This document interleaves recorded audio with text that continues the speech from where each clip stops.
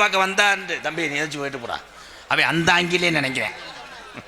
அந்த எங்கள் அண்ணே என்ன உனக்கு எச்சி வருதாக்க லூசு, அதை செய்யக்கூடாது ஆய். ஏபிஜே அப்துல் கலாம் ஐயாவை புகழ்ந்து பாடிக்கொண்டிருந்தேன். எங்கள் அண்ணன் தம்பிகள் எல்லாம் இந்த தமிழ் பற்றை முகத்தில் பார்த்தேன், மகிழ்ச்சியோடு கைதட்டினாங்க. ஒரு பள்ளிக்கூடம் படிக்கிற யாராவது ஒரு வீரன், ஒரு அழகான தமிழன் இந்த மேடைக்கு வரலாம். யாராவது என் தம்பி இருக்கீங்களா? வரா சுவரு தற்சமயமா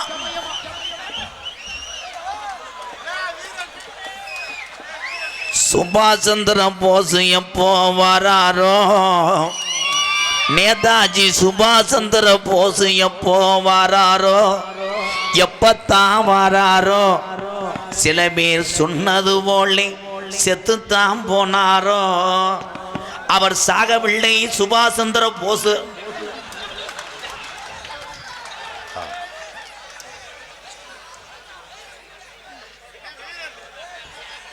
யாரை கட்டு நீ வந்த பணியனை யாரை போட்டிருக்கீங்க தம்பி? நான் அவரை பற்றி பெருமையாக பாடும்போது முட்டை வட்டியே அவ்வளோதான். எங்கள் அன்னைங்களுக்கெல்லாம் ஒன்று சொல்கிறேன், தம்பிகள் மரியாதை கொடுக்காட்டாலும் அவர்கள் நம்ம தூக்கி வளர்த்த குழந்தை.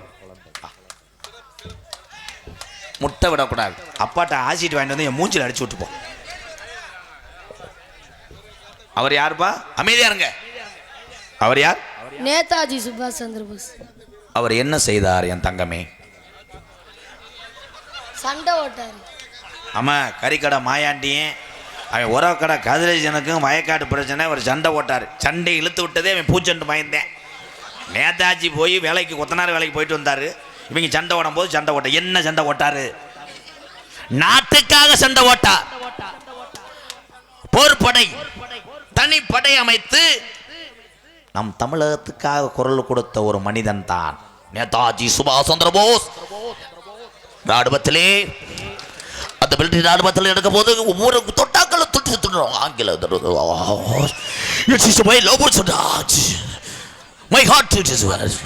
தமிழ்நாடு நான் பிறந்தது வேற நாட்டா இருக்கலாம். தமிழ்நாடு தமிழ்நாட்டை மட்டும் மறக்கப்பட்டு சொன்னார் நேதாஜி சுபாஷ் சந்திர போஸ். என்ன செய்யறது? ராம பயதே என்னைக்கு வருவேன்? இன்னைக்கு நீ சாப்பிடுவேன், நாளைக்கு ஓமையை சாப்பிடுவேன். அட விதை ஓட்டது நேதாஜி. ஜனகணமன தப்பு. ஜனகணமன யாரா இருந்தாலும் பாட முடியாது. வாத்தியாரா இருந்தா கூட பாட முடியாது. நீ பாடுவே. வாழ்த்துக்கள்.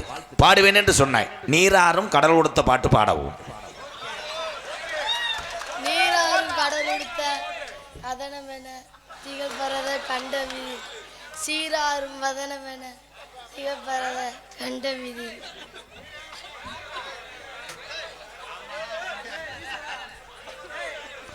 அறிவு சார்ந்த பிள்ளைகள் தான் என் தம்பிகள் எல்லாம். மேடையிலே கூப்பிட்டு இவனை அவமானப்படுத்துவதற்காக கூப்பிடவில்லை.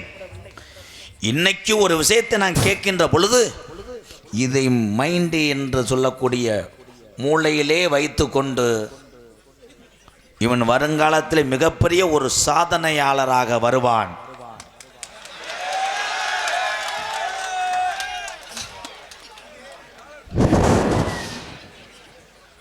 சாதனையாளராக அறிவு சார்ந்த பிள்ளைகளாக அணுசக்தி ஆயுதங்களை கண்டுபிடித்தாரே அவ்வளவு பெரிய மகான் அப்துல் கலாம் ஐயா கூட தன்னுடைய சட்டையை இப்படி தூக்கி விட்டதில்லை. இவன் தூக்கி விடுகிறான் என்றால் வருங்காலத்திலே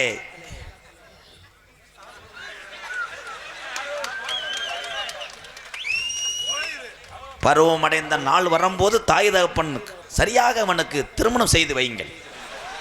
இவன் உணர்வு பூராம் பணியாரம் பணியாரம் பணியாரம் கிலோ 30.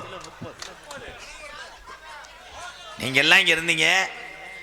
அவனை தவறாத ஏதாச்சும் பேசினா அவன் வந்த எந்த மயிர் இங்கே வரக்கூடாது.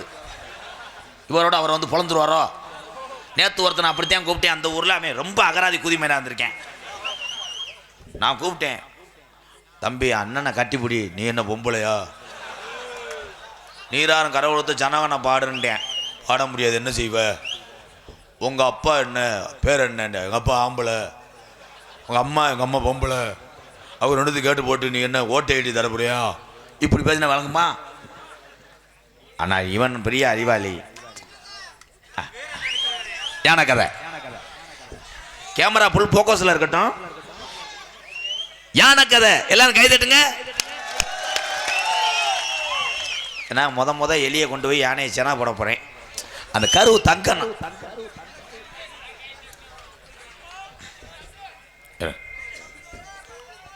ஒரு யானை 1973 ஒரு யானை தமிழ்நாட்டுக்கு வருது. யானை அப்படி கத்தாது, அது பூனை. யானை வருது, இடியப்பம் கிடையாது. அப்போ பருத்திப்பால் ஒரு கிளவி, இடியப்பம் கிடையாது. இந்த கதை சொல்றதுக்குள்ள என்னை கொண்டுருவாங்க. Please silent my bro. பாடத்தை கவனிங்க. யானைக்கு வந்து சத்தம் பொறுக்காது, அப்புறம் கோச்சுக்கிட்டு காட்டுக்குள்ள ஓடிடும். ஓடும் போது முண்டை எலியை மிதிச்சு கொண்டு வரும். இருங்க அமைதி ப்ரோ. யானை வந்து இறங்கிருச்சு. திருச்சி ஏர்போர்ட்டில் இறக்கிட்டாங்க. நேராக யானை வந்து சைட்டாக மணப்பாறை வருது. மணப்பாறைலேருந்து நிலக்கோட்டை வந்துருச்சு. நிலக்கோட்டை பரவ ஆனால் எலி புருஷன் நிலக்கோட்டை.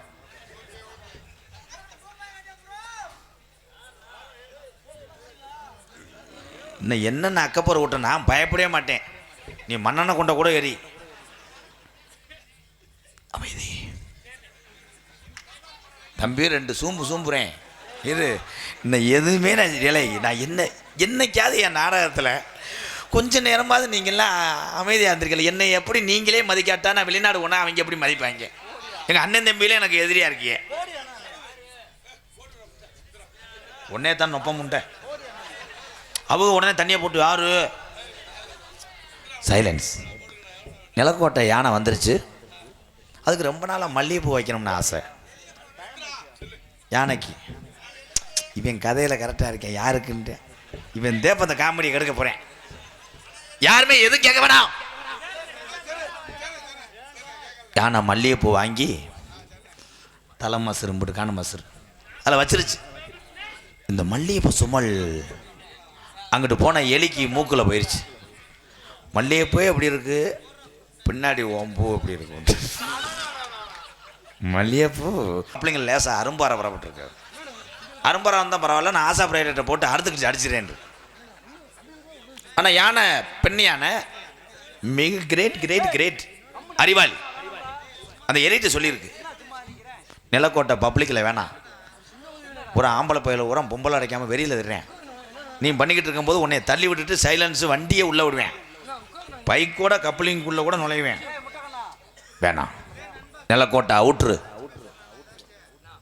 பூச்சி தென்னந்தோப்பு, அவர் பேர் பூச்சி தென்னந்தோப்பில் போய் யானை ஓசை வச்சு கப்ளிங்கெல்லாம் அலசிருச்சு. எலி பயங்கரமாக பர்ஃபின்லாம் அடித்து இன்னைக்கு நீக்குற சாப்பிட்டு கொண்டுருவோம். எலிதான். யானை மேலே ஏறி எலி சுற்றி பார்க்குது பிளாட்டு கல்லாக இருக்கு. பின்னாடி போனால் ஒரு கிணறு, அதான் கப்ளிங். முண்டைக்கு செய்ய தெரியாமல் உள்ளே போயிடுச்சு. யானை பார்த்துச்சு, என்ன திடீர்னு இந்தண்டி ஓசு உள்ளே போதே, பட்டார்னு குசை போட்டுருச்சு. எலி உக்கால வெளியே விழுந்தது, தென்னை மட்டையினே அடித்து சட்டார்னு அடித்து உக்கால காது தான் ரத்தம் எலிக்கு. குசுக்கே இந்த அடி ஆகும், விட மாட்டேன். அந்த வெறி கொண்ட வேங்க அந்த எலி, ஆண் எலி பின்னாடி போய் சொட்டு மருந்து ஊற்றுற மாதிரி மெதுவாக செஞ்சுக்கிட்டு இருக்கு. அவ்வளோதானே அதெல்லாம் முடியும், அது ஓ சிறுசு தானே. பின்னாடி போய் சொட்டு மருந்து மாதிரி கிச்சான். திடீர் என்று யானை மேலே ஒரு இளநீ விழுந்து விட்ட தலையில். யானை ஆ, எலி ரொம்ப வலிக்குதா, இன்னும் மெதுவாக செய்யவா, சூம்ப வர்றியா? இந்த கதைக்காக அவளை கூட்டம்னா இதை போய் நான் இங்கே சொல்லுவேன். இதெல்லாம் சோறு சாப்பிடும்போது ஒமட்டாது. என் தம்பிகளே, எங்கள் அன்னைங்களை சிரிக்க வைக்கிறதுக்காகத்தான் அது.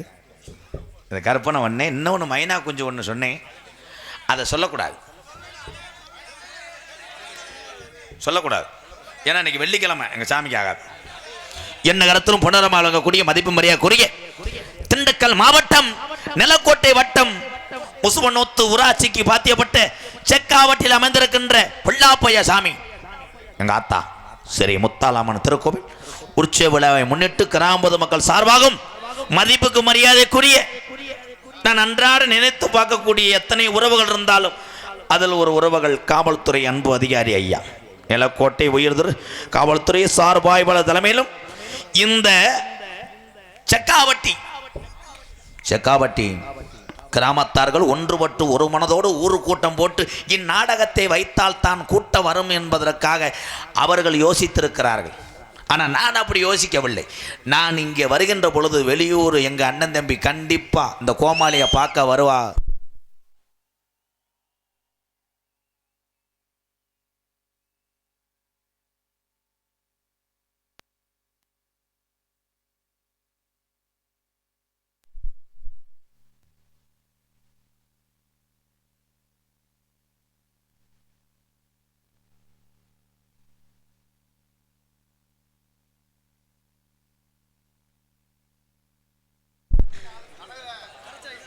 ஹலோ என் தம்பி அறிவா பேசினார். இன்னைக்கு வியாழக்கிழமை அல்ல வெள்ளிக்கிழமை 12 மணிக்கு மேல் முள் நகர்ந்து விட்டால் இன்றைய நாள் கணக்காகிவிடும். வெள்ளிக்கிழமை வெளியூர்லேருந்து வருகை தந்த என்னுடைய அண்ணன் தம்பி அன்போடு ஆசீர்வாதத்தோடு நடக்கக்கூடிய நாடகம் ஸ்ரீ முத்தாளவன் எனும் பக்தி நாடகம் உங்கள் மத்தியில் விமர்சையாக நடைபெறும். நடிபச வேந்தன் நடிபச மன்னன் உங்களை விமான நட்சத்திரம் என் அன்பு தம்பி சங்கர் அவர்கள் வீரபாகு மற்றும் சாம்புகனாக நடிக்க காத்து கொண்டிருக்கிறார். குயிலுக்கு இணையாக பாடக்கூடிய பைந்தமிழ் செல்வி பாட்டுக்கென்று பிறந்த ஒரு வீர தமிழச்சி தெரியாத நாடகம் இல்லை நடிக்காத கதாபாத்திரம் இல்லை என அன்பு அக்கா திண்டுக்கல் முருகவள்ளி அவர்கள் முத்தாளவனாக நடிக்க காத்து கொண்டிருக்கிறார். அதனைத் தொடர்ந்து மணவை சின்னமயில் அவர்கள் மகாவிஷ்ணாக நடிக்க காத்து கொண்டிருக்கிறார். மணவே பி மாணிக்க அவர்கள் முத்துமாணிக்க செட்டியாராக நடிக்க காத்துக் கொண்டிருக்கிறார். மணவை எஸ் சொக்கர் அவர்கள் சிவன் மற்றும் சாமியப்ப நாக்கியராக நடிக்க காத்துக் ஆறுமுனிய கலையரசு கொஞ்சம் வாலிமை வைங்க. இப்போ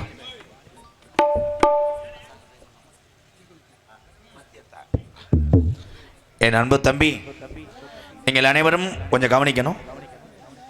தந்தை பார்க்கக்கூடிய வேலையே பெற்ற பிள்ளையே இது ஒரு வேலையா என்று சொல்லக்கூடிய நாடு இந்த நாடு. என்னப்பா இந்த காலத்தில் போயிட்டு ஆடு மேய்ச்சிக்கு திர்ற, இந்த காலத்தில் போய் எங்கள் அப்பா போய் விறகு வெட்டி திர்றேன்னு சொல்கிறேன். ஆனால் அதையெல்லாம் பாடுபட்டு உழைத்துத்தான் உன்னை படிக்க வைத்திருக்கார் என்று ஒரு சில தம்பிகள் நினைத்து பார்ப்பதில்லை. என் தம்பி நினைத்து பார்த்தான்.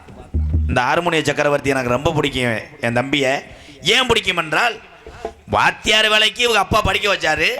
வாத்தியார் வேலை அரசு வேலையும் உனக்கு அப்பாயின்மெண்ட் வந்துருச்சு. அதை நான் போய் பார்க்க மாட்டேன்.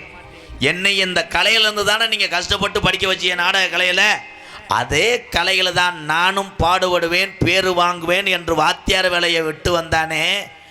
இப்படி ஒரு மகன் தானேயா தந்தைக்கு செய்யக்கூடிய மிகப்பெரிய ஒரு புண்ணியமையா. என் தம்பி ஒரு உரிய உதாரணம்.